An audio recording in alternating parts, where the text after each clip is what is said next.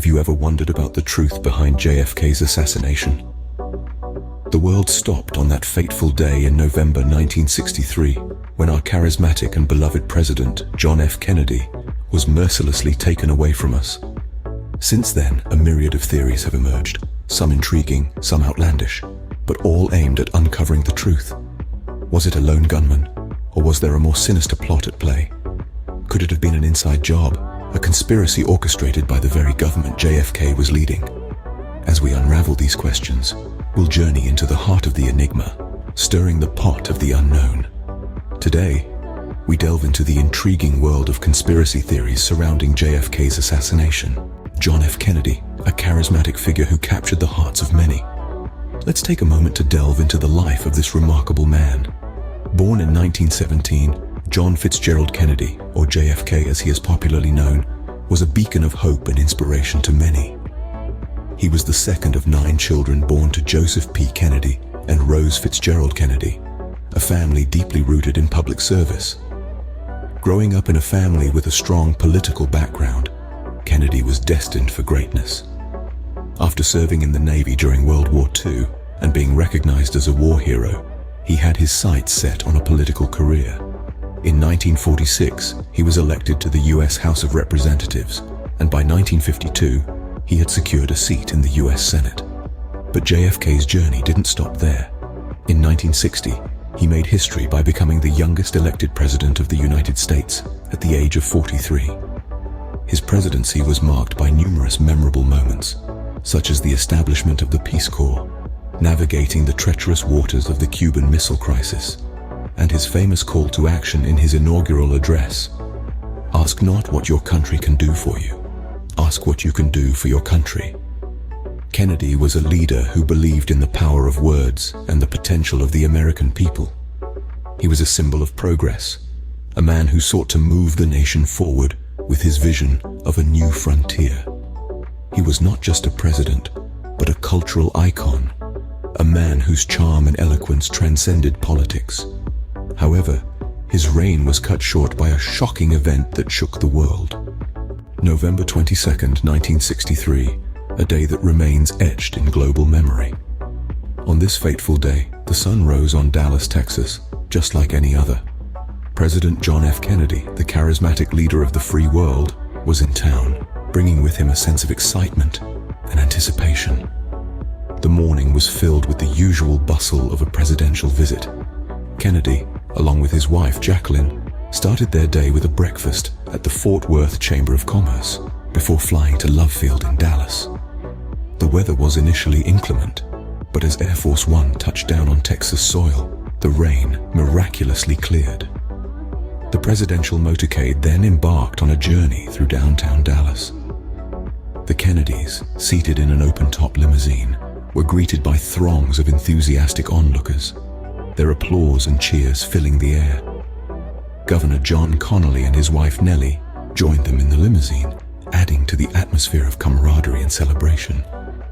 But as the motorcade turned onto Elm Street, passing by the Texas School Book Depository, the atmosphere took a sinister turn. At approximately 12:30 in the afternoon, shots rang out. The crowd, initially confused, soon descended into panic as the reality of the situation settled in. The president had been shot. In the ensuing chaos, the limousine sped away, rushing towards Parkland Memorial Hospital. Doctors scrambled, doing everything in their power to save the president. But it was too late. At 1 o'clock in the afternoon, just half an hour after the fatal shooting, President John F. Kennedy was pronounced dead. The news spread like wildfire.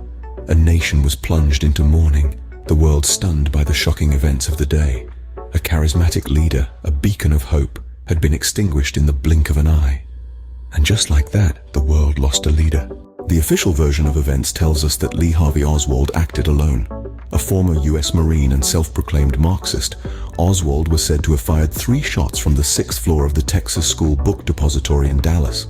The 3rd shot, they claim, struck President Kennedy in the head, leading to his untimely death. The investigation that followed was carried out by the Warren Commission, established by President Lyndon B. Johnson, who had taken the oath of office just hours after Kennedy's assassination. The Commission's report, released in September 1964, concluded that Oswald had indeed acted alone, with no evidence of conspiracy or collaboration.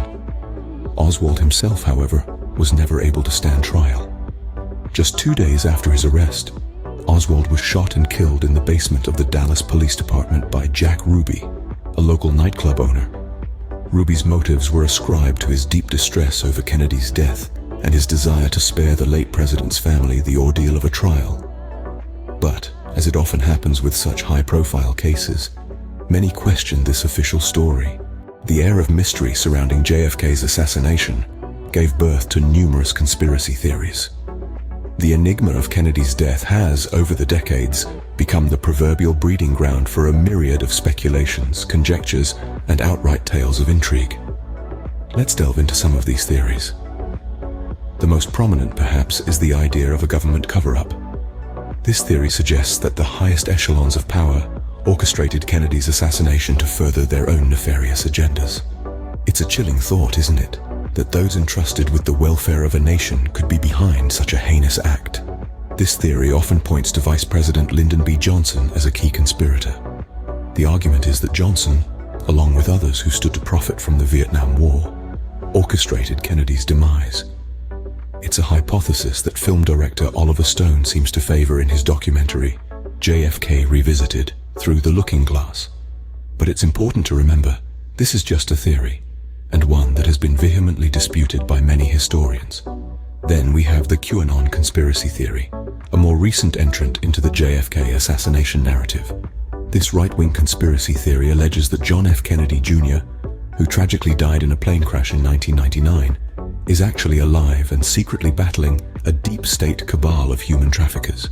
It's a theory that has gathered a cult-like following, despite the lack of any substantive evidence.